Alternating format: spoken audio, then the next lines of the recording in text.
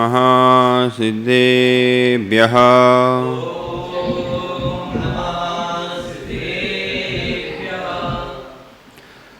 चंद्रप्रभं प्रभाधीशं चंद्रशेखरचंद्रनं चंद्रलक्ष्म्याङ्गचंद्राङ्कं चंद्रबीजं नमोस्तुते। श्री 1008 पार्श्वनाथ भगवान की, श्री 1008 महावीर भगवान की, श्री 1008 पद्म प्रभु भगवान की, आचार्य भगवान श्री 108 वर्धमान सागर जी महाराज की, आचार्य भगवान श्री 108 विराट सागर जी महाराज की, आचार्य भगवंत श्री 108 विशुद्ध सागर जी गुरुदेव की, दिनवाणी माता की,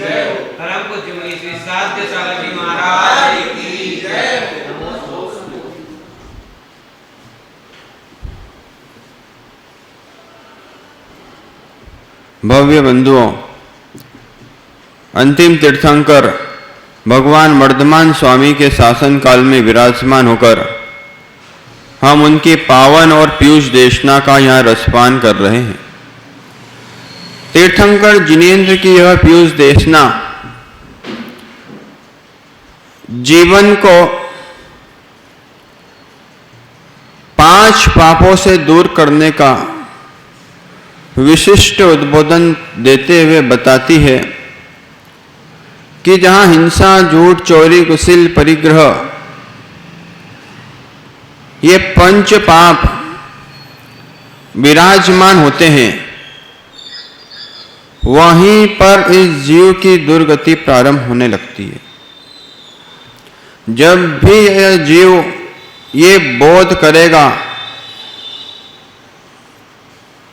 कि अहिंसा धर्म है, उसको हिंसात्मक प्रवृत्ति और हिंसा के भावों को छोड़ने का प्रयास करना ही होगा। जब तक हिंसा की भावना नहीं छोड़ेगा, जब तक भाव हिंसा नहीं छोड़ेगा, जब तक द्रव्य हिंसा नहीं छोड़ पाएगा।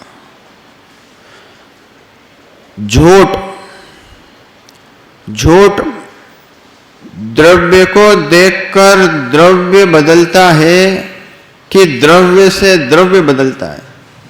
निज आत्म द्रव्य में झूठ बोलने का परिणाम आता है तो आप व्यापार में हेरा फेरी कर देते हो।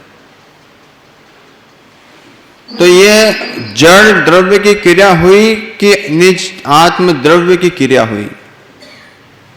विश्वास रखना राहुल भाई, जीवन में जब भी पाप के परिणाम आते हैं जीव के, वे जड़ द्रव्यों से नहीं आते, वे आत्म द्रव्य से ही उत्प्रेरित होकर आते हैं।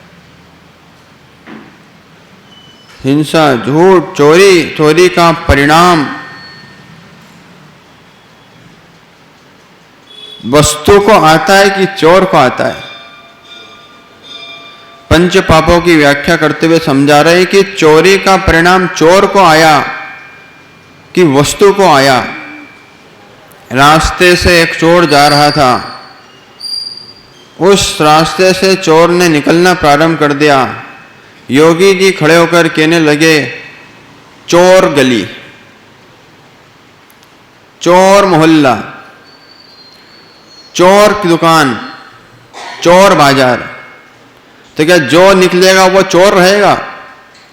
वस्तु ने कब कहा कि आकर मुझे चोरी करो? वस्तु ने कब कहा कि आकर मुझे ग्रहण करो? वस्तु ने कब कहा कि आकर मेरा मूल्य घटाओ बढ़ाओ? राजू भाई, जब भी व्यापार में बैठो ना, तब यही व्यापार करने बैठना कि जो भी आएगा उसको मैं ईमानदारी से अपना व्यापार करूंगा। तुम देखो तरक्की कैसे नहीं होती है। तरक्की का एक मूल उपाय है कि जो भी व्यय करूंगा ईमानदारी पूर्वक करूंगा। तो ईमानदारी में जो भावनाएं व्यक्ति होगी, जो संवेदनाएं होगी, आपके यहाँ गरीब भी माल लेने आता है। आपकी कपड़े की दुकान पे गरीब भी माल लेने आता है, वस्तु को खरीदने आता है, और अमीर भी वस्तु को खरीदने आता है। गरीब व्यक्ति के मन में भावना होती है, काश ये राजू सेठ दुकानदार मेरी मन चाही मूल्य के अनुसार मुझे वस्तु ग्रहण करवा दे, दे दे। लेकिन अंदर करुणा होती है, लोभ की प्रवृत्ति कम होती है, तो आप उसको मन चाहे रेट में भी वस्तु दे दिया करते हैं। लेकिन बात चल रही है चोरी, ये अंदर की प्रवृत्ति होती है। हिंसा, झूठ, चोरी कुशील भावों ने कभी ये नहीं कहा कि मैं बाहर से आ रहा हूं। बाहर से कोई भाव आते ही नहीं है। आप जड़ वस्तु को दोष देना प्रारंभ कर देते हैं। किसी के प्रति ईर्ष्या आ रही है, किसी के प्रति असंवेदना का भाव आ रहा है, किसी को देखकर भाव खराब हो रहे हैं, तो आप क्या बोल रहे हैं? शब्द पकड़ो। इस वस्तु को देखकर, इस व्यक्ति को देखकर मेरे मन में भाव उथल पुथल हुए, तो दोष किसको दिया? वस्तु को दोष दिया। लेकिन भावों को पकड़ोगे तो क्या भावों में योगी जी, क्या भावों में आपको भावों ने ईर्ष्या करने की शक्ति दी? आपने स्वयं से किसी के प्रति ईर्ष्या प्राप्त करी, आपने स्वयं से किसी के प्रति काम भाव उद्वेलित किया है, आपने स्वयं से और स्वयं की पुष्टि के लिए ये नेत्रों को आपने घुमाया है। अच्छा बताइए, इतनी सारी जगत की चीजें हैं, क्या सबको देखकर मन भरता है? मन और कहने लगता है कि इतनी अच्छी हरियाली और हरियाली देखूं। मन और कहने लगता है इतनी अच्छी गाड़ी खड़ी और कोई इससे अच्छी गाड़ी मिल जाए। और गोदा जी, जब आप गाड़ी कार खरीदने जाते हो तब पहले पता कर लेते हो योगी जी से कि मार्केट में पता तो करो योगी जी कौन सी अच्छी गाड़ी आई है, कौन सा अच्छा वस्त्र आया हुआ है। ये लोभ की प्रवृत्ति, जबकि वस्तु ने आपको नहीं कहा कि आकर मुझे खरीदो। वस्तु को खरीदवाने वाले, वस्तु का प्रचार करने वाले वस्तु का प्रचार करते हैं, लेकिन आपकी लोभ प्रवृत्ति और अच्छी चीज मिले, कम दाम में अच्छी चीज लोकेन भैया लेना चाहते हो। यही अज्ञानी की दशा है। कम लोग देखकर व्यक्ति समझता है यहां धर्म प्रभावना नहीं हो रही है। जहां भीड़ अपरंपार लगी है, भरे में भराए जा रहे हैं, भरे में भरे जा रहे हैं। जिनके पास है बोले गरीब गरीब होता जा रहा है, अमीर अमीर होता जा रहा है। आज लोक में प्रचलित भाषा का प्रयोग करते हैं तो बोले गरीब राजू भाई गरीब होता जा रहा है, धनपति धन इकट्ठा करते जा रहे हैं, गरीबों का ध्यान नहीं रख रहे हैं। लेकिन हे गरीबों, तुमने भगवान की भक्ति करके पुण्य कहां कमाया? किसी के यश को देखकर, किसी के वैभव को देखकर, किसी के धन को देखकर ये भावना भाना कि इस व्यक्ति ने पूर्व के गति में, पूर्व की पर्याय में भगवान की अकाट्य श्रद्धा भाव से भक्ति की होगी, उसका फल मिला है। अरे निच की साधना के लिए भी अनंत पुण्य चाहिए पड़ता है। निच के ज्ञान को पचाने के लिए, निच की साधना को पचाने के लिए, निच के तप को पचाने के लिए अनंत अनंत उपकार यदि है तो पुण्य का उपकार है। नहीं तो पुण्य क्षीण व्यक्ति ज्ञान को नहीं पचा पाता। वो सबसे बड़ी साधना गुरु संत महात्मा कहते हैं। ज्ञान प्राप्त हुआ, वैराग्य प्राप्त हुआ, अब उस वैराग्य को, हे साधु, उस वैराग्य को आप बिना मांगे देने जाओगे तो लोग यही कहेंगे कि छोड़ के तो आ गए, छोड़ के तो आ गए हो। लेकिन छोड़ नहीं पाए। राहुल भाई, वैराग्य हो जाए और कदाचित मुनि बन जाओ,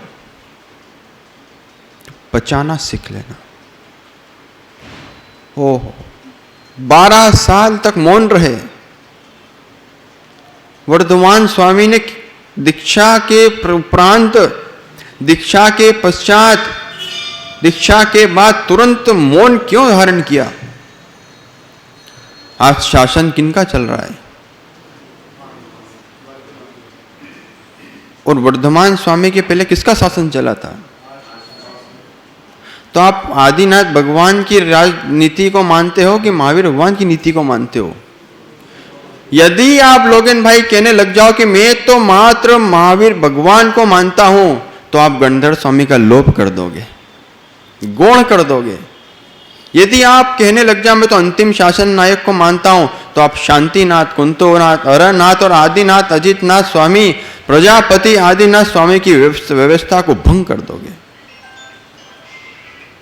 उनकी भी यही आगम व्यवस्था थी और उनकी भी यही नीति न्याय था कि जो जो जीव मुक्ति को प्राप्त करेगा, जो जो जीव मोक्ष कल्याण को प्राप्त करेगा, जिन भी जीवों का योगी जी कल्याण होगा, सबका मुनि बनकर ही होगा।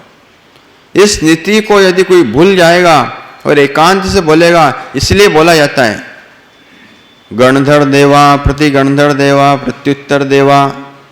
मूल ग्रंथ कर्ता कौन है? गोदा जी आपसे प्रश्न करते हैं, बताइए। सारे ग्रंथों के वर्तमान के जितने ग्रंथ दिखलाई दे रहे हैं, जिनवाणी मां दिखलाई दे रही है, इनके मूल ग्रंथकर्ता कौन है? कौन है? ये भी एक भूल है कि गणधर स्वामी के ग्रंथ हैं। मूल ग्रंथकर्ता महावीर स्वामी, सर्वज्ञ महावीर स्वामी, भट्टारक महावीर स्वामी, प्रत्युत्तर ग्रंथकर्ता गणधर देवा।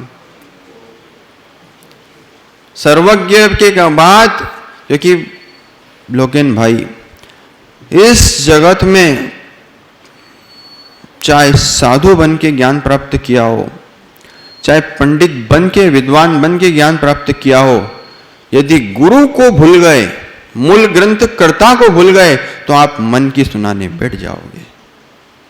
यह स्थान गणधर स्वामी की गद्दी है, किसी के कसाई की पुष्टि करने का स्थान नहीं है। आज जगत में मात्र अपने मान की पुष्टि चल रही है, प्रमाद की पुष्टि चल रही है। ओहो राहुल, जगत में लोग मिल जाएंगे, राहुल तू अज्ञानी है, कहां चौके लगाता है, गुरु की भक्ति करता, हमारे साथ कुर्सी पे आकर बैठ, रबड़ी नाश्ता पोई जलेबी खाओ, फिर अपन समय सार की बात करते हैं। ऐसे ज्ञानी अज्ञानी मिल जाएंगे, ज्ञान तो उनके पास भी है। राजू सेठ, ज्ञान तो उनके पास है, लेकिन ज्ञान का सदुपयोग नहीं करने के कारण अनेक लोगों को अज्ञान दशा में भ्रमित कर दिया, भ्रमित कर डाला। इसलिए सची इंद्राणी सम्यक दर्शन को प्राप्त करती है, मिथ्यात्व के साथ गति में गमन कर लेगी, लेकिन सम्यक दर्शन ग्रहण करने की योग्यता क्यों है? उसके ज्ञान में श्रद्धान बैठा हुआ है, उसके ज्ञान में श्रद्धान बैठा है। मेरे जगत गुरु भट्टारक महावीर स्वामी की जो वाणी है, वही सत्य, अकाट्य, अखंड, धारावाहिक वो वाणी है। उसका मैं रसपान करूंगी और सम्यक दर्शन को प्राप्त करती है और नियम से मोक्ष जाती है। सो धर्म इंद्र इंद्राणी, नारी पर्याय का छेद करके सची मनुष्य पर्याय में आकर मुनि पर्याय को धारण करती है और निर्वाण को प्राप्त करती है। तो मूल ग्रंथकर्ता महावीर स्वामी, जिनकी गद्दी पर बैठकर स्वयं की साधना का अनुभव तो बताया जा सकता है, लेकिन स्वयं की अनुभूति नहीं बता सकते। योगी जी ध्यान में बैठते हो, जब जो आनंद आता है, मैं आपसे पूछूंगा कैसा लगा, बोले अरहम का ध्यान किया था, सिद्धो हम का ध्यान किया था। आपने शब्दों से एक अनुभूति का अंश प्रमाण बताया है, लेकिन जो पूर्ण संपूर्ण अनुभूति थी वो सामूहिक की अनुभूति आप स्वयं ले रहे थे। इसलिए 5 पाप की बात कर रहे थे। विषय क्या चल रहा था अपना? हिंसा, झूठ, चोरी, कुशील, परिग्रह से कैसे जीव बचेगा। कुशील को भी आपने समझ लिया। कुशील ने कभी नहीं कहा कि आकर मुझे ग्रहण करो। ये स्वयं की परिणति होती है कि जो जमाने में देखा देखी चल रही है, ओहो, जमाने में जो लोक में प्रचलित व्याख्याएं चल रही है, आपको कैसे सजना है इसकी भी व्याख्या होती है राहुल भाई। आपको कैसे श्रृंगार करना है इसके कई सारे चैनल खोल रखे हैं लोगों ने। दूल्हे को कैसे सजाना है इसके भी चैनल खोल रखे, ऐप आ चुके मोबाइलों पे। आपको घर बैठे बैठे एक ऑर्डर करोगे, आपको सजाने वाला, संवारने वाला, श्रृंगार करने वाला आपके घर पे आकर चला जाएगा, आपको श्रृंगार करके चला जाएगा घर पे। ओहो, कितना सारा ज्ञान का प्रयोग चल रहा है। इस ज्ञान ने मोबाइल बनाया, इस ज्ञान ने कंप्यूटर बनाया और सारी व्यवस्था इस ज्ञान ने बनाई, लेकिन ब्रह्म धर्म का पालन करने वाला कुशील और कुटिल भावों की ओर नहीं देखता। क्यों? क्योंकि उसको श्रद्धान हो चुका है कि जब भी मेरा अच्छा होगा तो ब्रह्म धर्म की साधना से ही होगा, इसलिए कुशील की ओर ध्यान ही नहीं देता। और परिग्रह की बात करोगे तो बाह्य जगत में दिखने वाले परिग्रह तो आपके हैं ही। ज्ञान का भी परिग्रह यदि आप लोप करते हो कि मुझे ये गाथा याद हो जाए, ये ग्रंथ याद हो जाए, ये ग्रंथ याद करके लोगों को सुना दूं, पढ़ाई का लोभ, तो उस लोभ में भी आप आपकी आंखों का भी नुकसान कर सकते हैं। कालाचार का पालन नहीं किया तो संघ में, परिवार में, समाज में विसंवाद हो सकता है। आपको स्वाध्याय करने का शौक है, आप ज्ञान परिग्रह की बात चल रही है, ज्ञान परिग्रह में इतने लवलीन है, इतने तल्लीन है कि न सामयिक का काल देख रहे हो, न प्रतिक्रमण का काल देख रहे हो। यदि आप स्वाध्याय में लगे हो तो आप दोष कर रहे हो। कब? जब कालाचार का पालन नहीं कर रहे हो। स्वाध्याय के टाइम प्रतिक्रमण कर रहे हो तो दोष। यदि आपको भोजन करने की आदत है 10 बजे और दुकान जाना रहता है, तो राजू सेठ बेटे की मां बोल दे कि आज तो आपको 12:30 बजे मिलेगा, उसके पहले नहीं मिलेगा। आपके भाव कहाँ जाएंगे? कोई व्यवस्था बनाना पड़ेगी, कुछ न कुछ ऐसी पंचोलिया जी व्यवस्था बनाना पड़ेगी। 12:30 तक भूखा कौन रहेगा? ये आपने दोष उत्पन्न कर लिया। आप चाहते तो 10 से 12:30 तक नमोकार मंत्र की माला फेरते या दूसरे काम में जाते या भगवान के दर्शन करते, लेकिन आपने व्यवस्था बनाना चालू कर दी, कर्ता बन गए। उस कर्ता बुद्धि में आपने भक्ष का ध्यान ही नहीं रखा। आलू प्याज का त्याग है। जब तक खाते हो खाते रहना, लेकिन जब तक नहीं खाते हो, परिग्रह छोड़ने का धर्म यही कह रहा है। जब तक भोग रहे हो भोगते रहो प्रफुल्ल भाई। जिस समय जिस काल में नहीं भोगो उस समय त्याग कर देना चाहिए। समाधि का काल बोलकर आज तक किसी को नहीं आया। ओह, वो तो धन्य थे गणाचार्य विराट सागर जी, जिनको 24 घंटे पूर्व में बोध हो गया था। खुद की साधना तपस्या सामायिक से, स्वाध्याय से और विशुद्धि से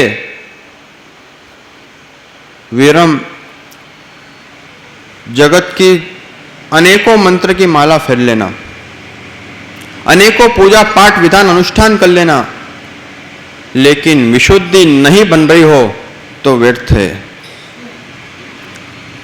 एक नमोकार की जाप से 100,000 गुना विशुद्धि बढ़ जाती है। यदि आप विशुद्धि प्राप्त करने के लिए माला फेर रहे हो, और कार्य सिद्धि स्वयं में हो जाती है।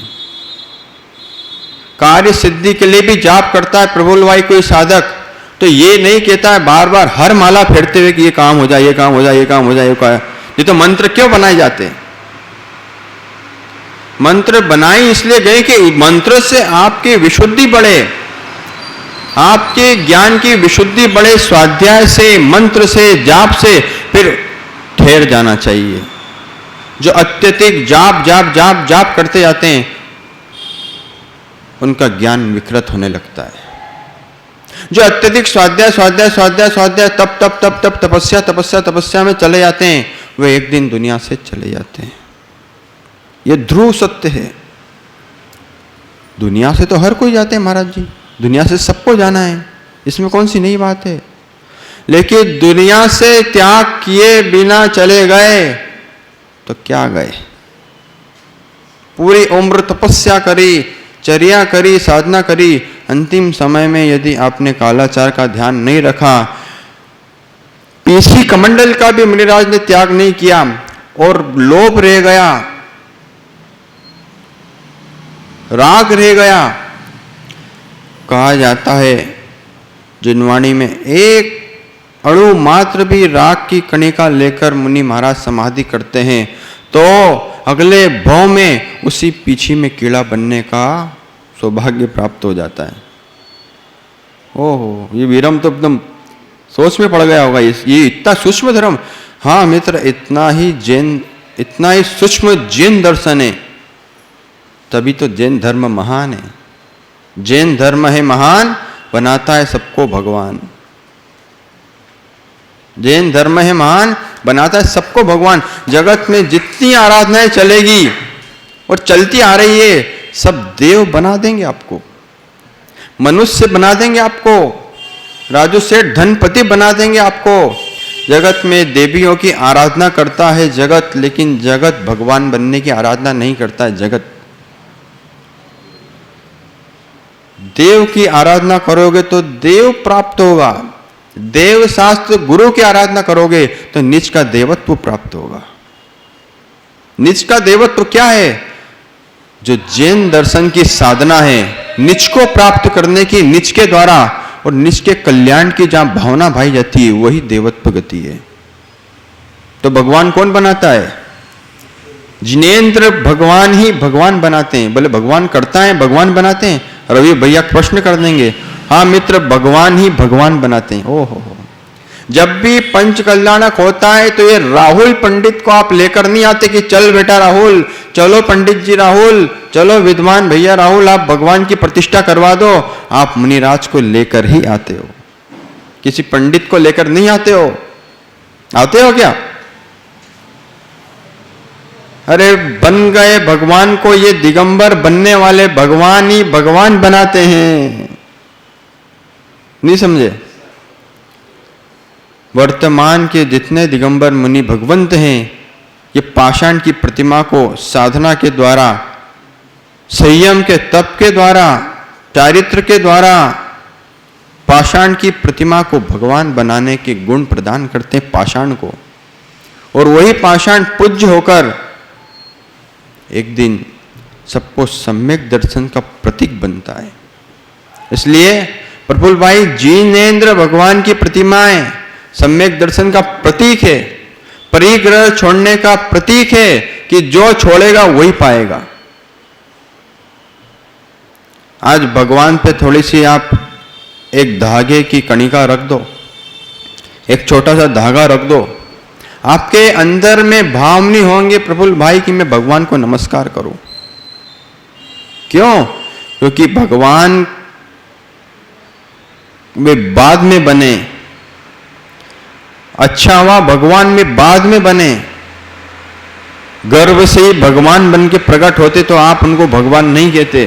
5 कल्याणक नहीं होते तो आप उनको भगवान नहीं कहते।